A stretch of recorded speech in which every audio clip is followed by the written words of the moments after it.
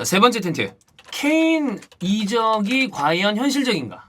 지금 현재는 사실 재계약 얘기도 많이 나와요. 토트넘에 남는 부분에 대한 이야기도 많이 나오고 있습니다. 근데 이거 진짜 좀 어색하긴 하다. 케인 이적설은 재계약 땅땅땅 오피셜 나오기 전까지는 아마 계속 얘기 나올 거야. 나도 왠지 재계약할 것 같아. 기록상으로 봤을 때 이 선수가 프리미어리그에 남고 싶은 것도 맞는 것 같고, 하여튼 뭔가 좀 어색한데 매해 나오는 케인 이적설. 자, 맨유는 지금 최전방 공격수 링크가 계속 납니다. 여기에서 나오는 아주 우리가 자주 찾아볼 수 있는 이름 1번 뭡니까? 오시맨, 아다하우의 뉴캐슬, 다음이 케인. 자, 일단 오시맨 얘기를 해봅시다. 현재 이 어떤 여러 가지 재정 상황이나 이런 걸 봤을 때 오시맨은 그때 얘기했던 우리가 다룬 바가 있었잖아요. 이 주급 규모를 축소한다거나 아니면 선수들의 이런 여러 가지 상황을 봤을 때 분명히 오시맨을 더 데려가고 싶을 거예요. 김민재도 마찬가지고 뭐 로버트 카라거나 아니면 흡이차 이런 선수들을 남기고 싶겠지만 쉽지 않죠.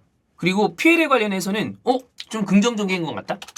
안 긍정적일 이유도 없잖아. 이 선수 뭐 나이가 너무 많거나 그런 것도 아니기 때문에 이래저래 새로운 도전을 하고 싶다라고 얘기할 수 있는 거 아니에요. 단 걱정되는 건 이 선수 몸값이 굉장히 비쌀 것이다. 그러면 혹여 타리그 적응에 좀 문제가 적응 괜찮은가? 피엘 와가지고 수비수 둘이 겁나 들이대. 그 다음에 개태클 막 걸어. 근데 파울이 아니래. 막 그 프리미어리그 주심들 원래 하는 것처럼. 그럼 헐?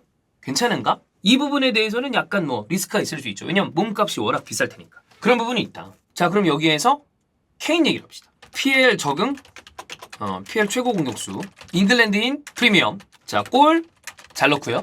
연계 질이고요. 패스 잘하고. 사실 케인은 지금 이렇게 둘러봐도 모자란 게 거의 없는 공격수죠. 어떻게 보면 토트넘의 여러 가지 축구적인 지분의 60% 이상, 6할 7할 이렇게 봐도 될 것 같아.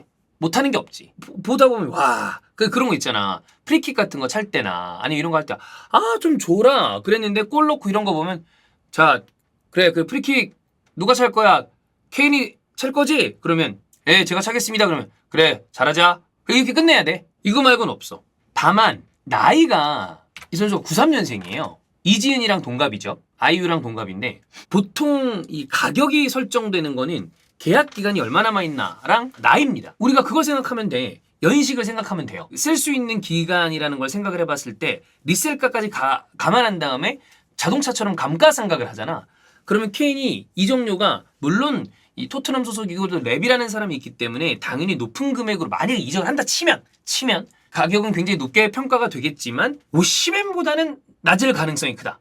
왜냐면 5살 차이야. 98년생. 케인의 가격은 어떻게 될 것인가?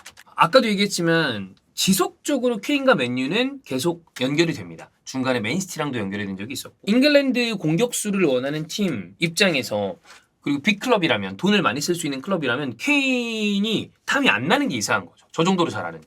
근데 이제 또 여기에 와중에 이제 게리 네빌은 워낙에 이거 막 세게 하잖아 마이크 워크. 현실적으로 케인이 우승하고 싶다 그러면 맨유로 와라. 그게 현실적인 선택지다. 뭐 이런 얘기를 했습니다. 지금 언론에서 이야기 나오는 거 적정가 내지는 필요 금액 1억 파운드 단화로 1,600억. 근데 아까 얘기한 오시맨은 지금 1,800억, 2,000억 이런 얘기가 나오잖아. 근데 여기에서 이 언론들이 무슨 얘기를 하고 있냐면 가격이 내려갈 가능성도 있다. 단 가격이 내려갈 수도 있다. 그럼 이유를 봐야 돼요. 이유를 봤을 때 나이적으로 본다면 아까도 얘기했던 뭐 그런 게 있을 거 아니야. 그거를 조금 더 세분화해서 봅시다. 케인의 이적료가 다운될 수도 있는 이유. 이적료가 설정되는 거 아까 얘기했던 것처럼 남은 계약 기간이랑 나이가 굉장히 중요합니다. 근데 그것도 있어요. 지금 소속 구단이 얼마나 이 선수를 잡을 수 있는가 또 중요해. 그래서 계약 기간 같은 게 굉장히 중요한 거 아니에요. 근데 자 토트넘이 예를 들어 챔스를 가 4위 안에서 끝내. 그러면 케인도 저는 꼭 이적하기보다는 남을 가능성도 충분히 있다고 봐요. 그리고 뭐 지금 저는 개인적으로 케인이 재계약할 것 같아요. 간다 그러면 구단 입장에서도 야 챔스 가잖아 같이 가자 이러면 이제 문제가 없는데 그런데 만약 챔스를 못 간다? 그러면 이제 명분 문제가 생기죠. 저 챔스에서 뛰고 싶습니다. 그랬을 때 레비와 토트넘이 케인을 잡는 데에 대해서 하나가 이제 모자라는 게 생기는 거 아니야? 그럼 이제 가격이 다운될 가능성이 있다. 자 그리고 계약 기간 봅시다. 이전에 맨시티 링크가 진하게 났을 때 그리고 본인도 사실 나는 거의 가는 줄 알았거든 그때. 야, 이 정도면 가겠다라고 생각을 했는데 이 계약 기간이 그때랑은 다르죠. 내년에 잘못하면 FA예요. 그러니까 재계약 얘기가 지금 나오고 있는 거지. 만약 재계약이 안 된다고 하면 거대한 이적료 날아갈 수도 있다. 그럼 가격이 다운이 되죠. 그 다음에 나이. 이제 우리도 만 나이 한다며. 그럼 나 37살이다 여러분. 생각보다 어리죠. 아닌가? 그래서 올해 6월이면 30살. 호날두 나이 아님? 맞아 이씨. 왜 이렇게 낡았어요? 낡았어요는 좀 배나고 싶은데.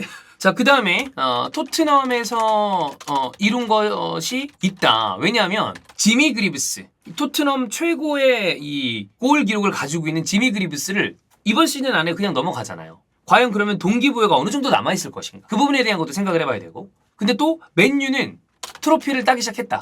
6시즌 만에. 그럼 이제 선수들이 알 거 아니야.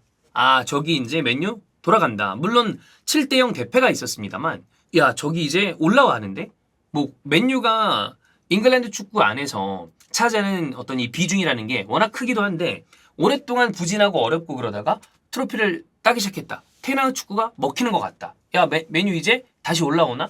이런 생각을 한다면 당연히 이적설이 나올 때 그것도 감안해볼 만한 고려사항이잖아요. 그 다음에 타팀, 이게 케인은 잉글랜드 기록 때문에 아마도 이적을 한다 하더라도 PL 내 이적을 할 가능성이 아무래도 클 것 같아요. 자, 근데 맨시티, 홀란드 있습니다.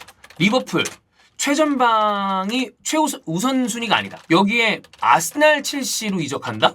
이거는 라이벌리 때문에 거의 불가능한 얘기야. 그러면 맨유가 이래저래. 그렇잖아요.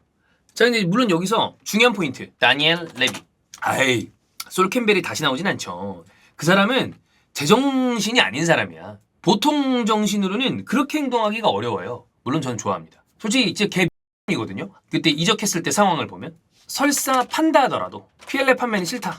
당연히 이거는 부메랑 맞으니까. 단 이런 상황을 봤을 때 만약 케인을 이적시켜야 한다면 PLA 이적 가능성은 충분히 올라갔다. 그래서 뭐 맨유가 케인이랑 접촉을 했다는데 이건 더 써니기 때문에 그냥 뭐 흘려들이셔도 저는 된다고 봅니다. 다만 이래저래 상황상 케인이 이적을 한다면 이번 여름이 될 수도 있다. 또 토트넘이랑 맨유 간의 어떤 딜이 없었던 게 아니잖아. 마이클 캐릭, 베르바토프 이런 선수들이 있었으니까. 그래서 이거는 한번 보자. 과연 올해는 케인이 이적할까? 아니면 재계약할까? 모른다. 요 정도 보면 되겠습니다. 자, 보자. 자, 그래서 3개. 카이 믿을 수 있는가? 오늘 첼시가 도르트문트를 잡고 8강에 갔습니다. 그 다음 라포르테 보내고 그바르디올로 가나? 맨시티.